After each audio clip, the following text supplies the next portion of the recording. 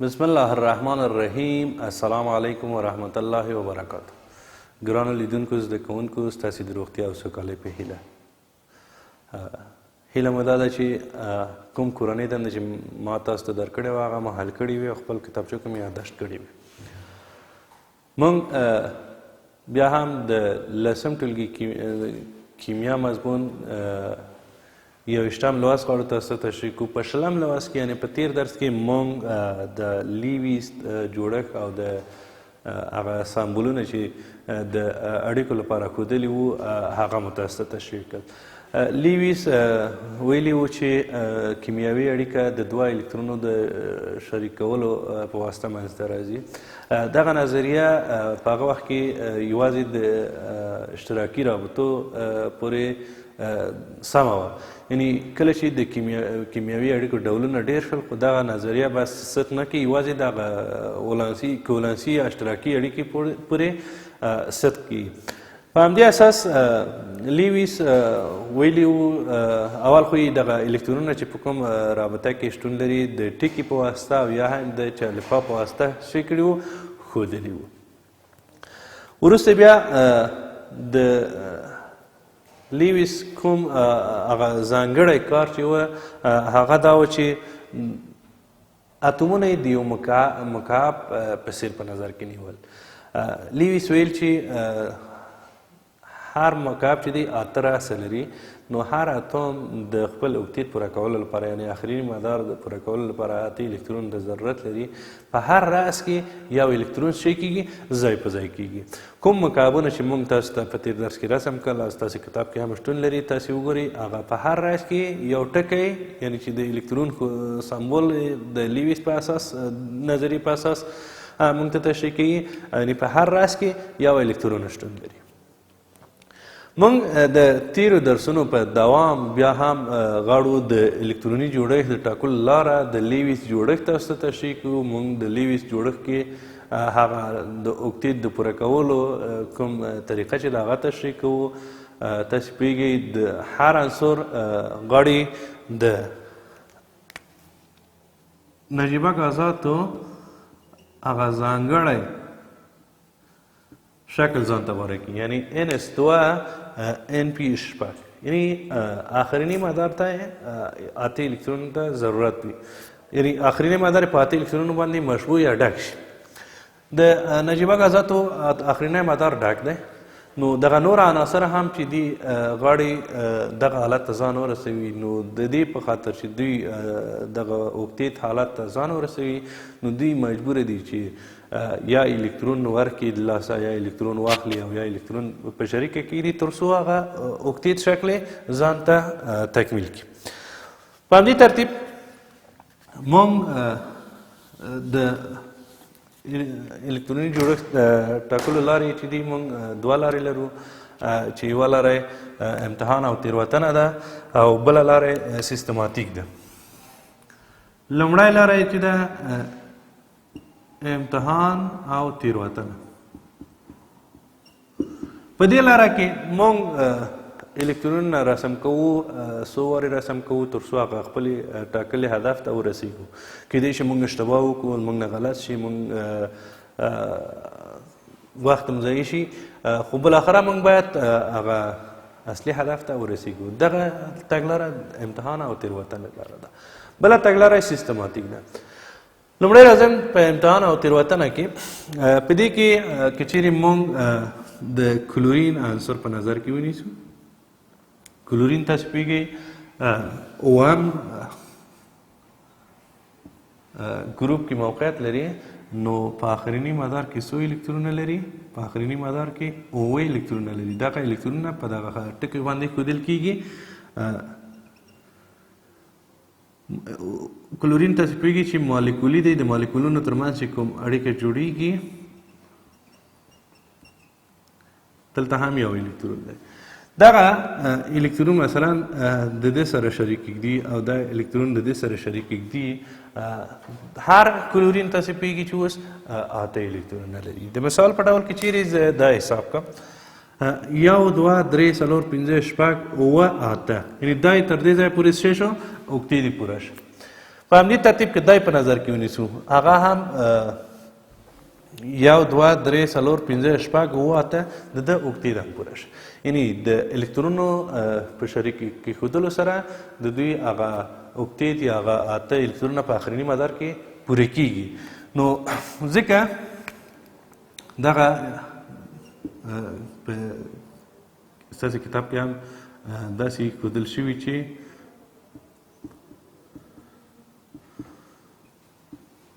هر کلورین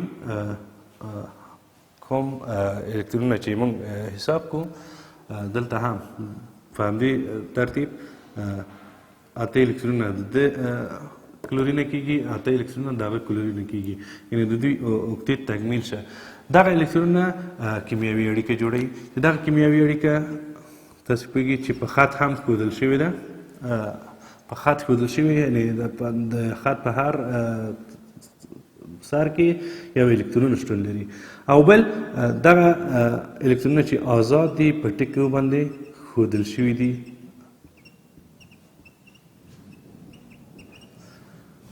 دا کولی شي چې داسې هم ولیکئ هر خط د یوه رابطې په واسطه ولیکئ یعنی دا د امتحان او تېروتنه په کلورین کې که چیرې موږ دغه مثال په اکسیجن کې کار وکړو اکسیجن مالیکول تاسې په نظر کې ونیسئ اکسیجن په آخریني مدار کې څو الکترونونه لري 6 الکترونونه لري 6 الکترونونه د اکسیجن تاسو پوهېږئ مالیکولي دی نو د اوکتید پوره کولو لپاره دوی شی کې هغه الکترون غواړي چې اوکتید یې پوره شي دا اتم د اکسیجن او دا اتم د اکسیجن تاسې ګورئ چې 6 الکترونونه لري که چیرې دوی دواړه دې موافقې ته ورسېږي چې اوکتید پوره کړي اړیکه ټینګه کړي نو دلته داسې یو شکل ځان ته غوره کړي چې اکسیجن یو الکترون دلته ږدي بل اکسیجن هم یو الکترون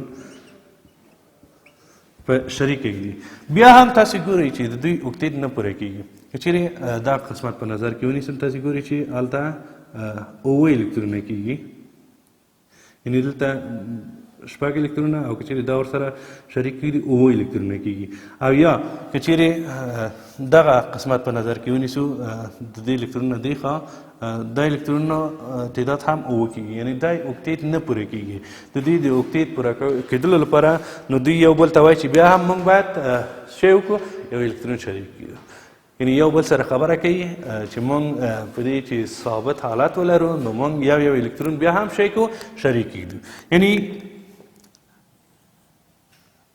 کوم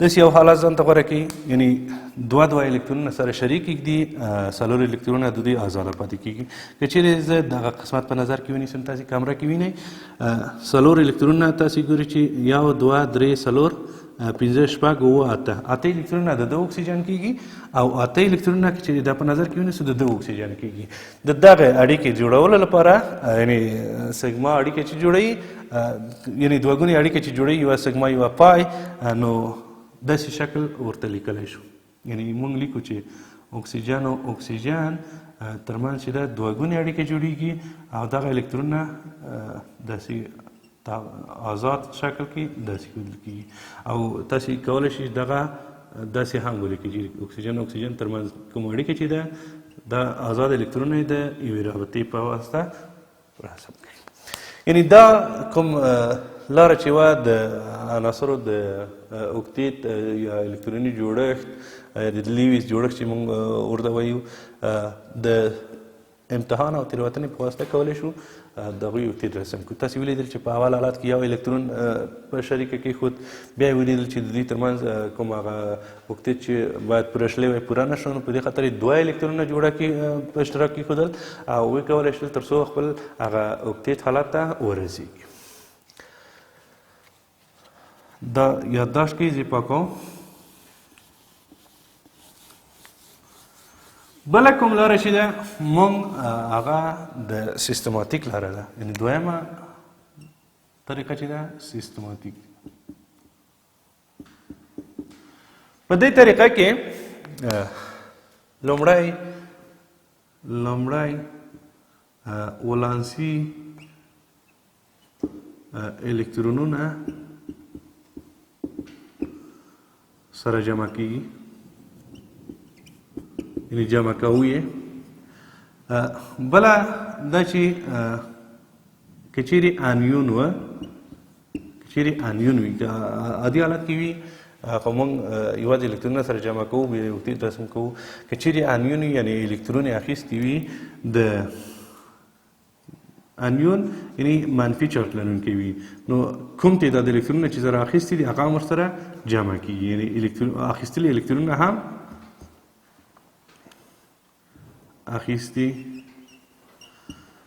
اخیستلي الکترونونه هم جمع کېږي. او که چیرې کاتیون وي هغه کوم ورکړي الکترونونه چې دي، ورکړي الکترونونه تفریق کېږي یا منفي کېږي. زه په مثال کې تاسو ته لیکم انشاءالله.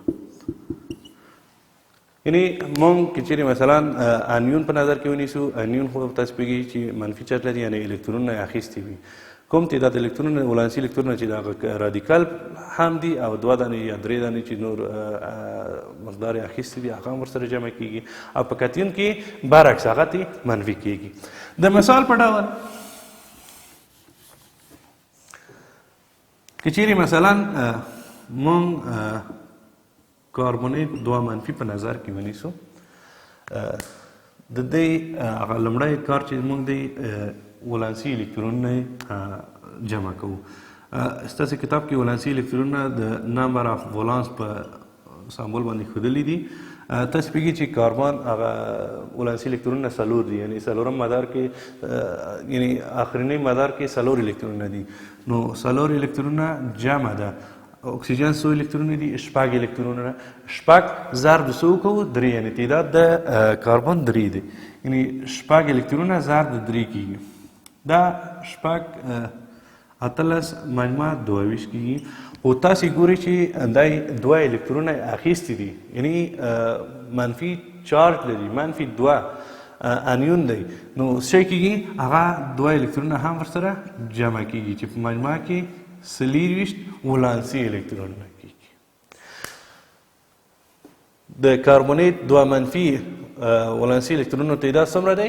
24 الکترونونه دی. که چیرې زه دغه د کاربونیت د شکل ولیکم، وبخئ، اکسیجن دلته هم اکسیجن او دلته هم اکسیجن. اکسیجن تاسو پوهېږئ په آخرني مدار کې څو الکترونونه لري؟ 6 الکترونونه لري.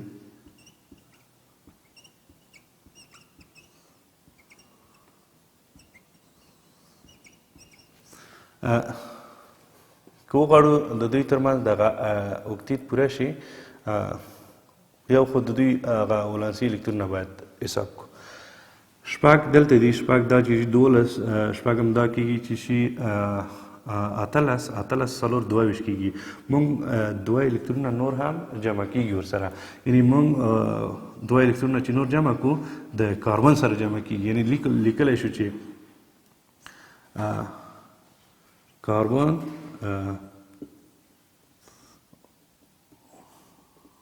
اکسیجن 2 الکترونونه دلته په شریکه کې ښودل کېږي. د کاربن 2 الکترونونه دلته، 2 الکترونونه دلته. اکسیجن خپل 6 الکترونونه هم لري.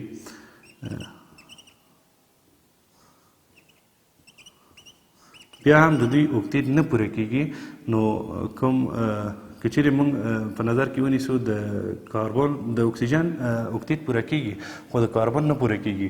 کاربن د اوکتیت پوره کولو لپاره یو الکترون بیا هم اکسیجن دوه الکترونه څه کوي شریکوي د کاربن سره. تاسې په وګورئ که چیرې دغه حالت پاس موږ په نظر کې ونیسو 8 الکترونه د یو اکسیجن کیږي دا 8 الکترونه د بل اکسیجن دا 8 الکترونه د بل اکسیجن یعنې په مجموع کې د 3 اکسیجنونو هغه اوکتیت حالت ډک شوی دی. او که چیرې کاربن په نظر کې ونیسو کاربن تاسې ګوري چې دغه 6 الکترونه لري. نو کاربن غواړي د دې اکسیجن سره بله دوه ګونې اړیکه جوړه کړي چې دغه دوه ګونې اړیکه هم موږ رسموو د کاربن لپاره. د کاربن دغه اړیکه داسې شکل ته ځان غوره کړي یعنې کاربن هر اړیکه تاسو پوهېږئ چې دوه الکترونو څخه جوړه شوې. که چیرې زه دغه شکل ولیکم نو کاربن منځ کې تاسو پوهېږئ